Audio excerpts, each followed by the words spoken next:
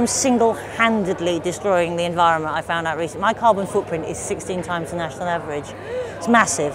It is a flat shoe, obviously. I'd look silly even with a heel on my carbon footprint. I travel so much that although I really care about the planet, I am destroying it. I spend a lot of time on my own in a car travelling, so there's morbid introspection happening on the motorways all over the place. You get to know each motorway stop and you're like, oh, I like that one, it's got little marks and sparks, I can have some crudité, how nice. And then there are the crappier motorway service stations. You think I will have just to relent and give in and have the mystery bag that is a Ginster's sausage roll. We're all experiencing a credit crunch at the moment, and that was the result of pretty much everybody wanting a bit more, and as a result we've all got substantially less. There was a point about a year ago where I really wanted, like more credit card, more Wi-Fi, more foam on my cappuccino. Things like binge drinking. My grandparents have a binge drink. Why? Because they didn't have a washing machine. They just didn't physically have the time. They'd be like, Hilda, you coming out to get pissed? I can't, I'm afraid. I've got an awful lot of whites to get through. I waitressed for about 4 years. And then one morning I sat up in bed and said, sod this for a game of soldiers, I'm going to try something else, and did a 5-minute open spot at a gig in London.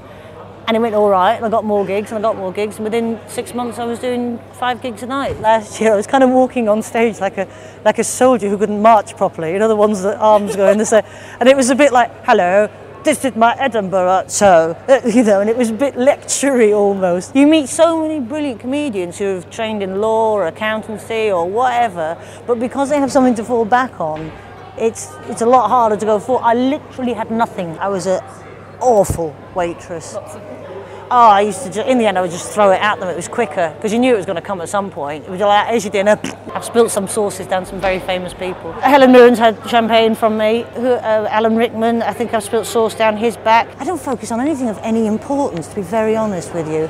My subjects tend to be just things I have noticed. It isn't life-changing. Well, that's quite all right. But then I think, falling over on a banana can sometimes just be as funny as ripping the guts out of a government and making it amusing. It's called the mangled mantra of the messed up modern mind. I'm impressed you didn't stumble over that. I do usually. I had an image of people trying to buy tickets on a Friday night, slightly tipsy, just getting it all wrong. I'll have the one about the muffin top mule. 7 o'clock in the attic in the Pleasance courtyard, up the little stairs. It is quite warm. Do dress appropriately. Or don't dress at all. Or don't dress at all.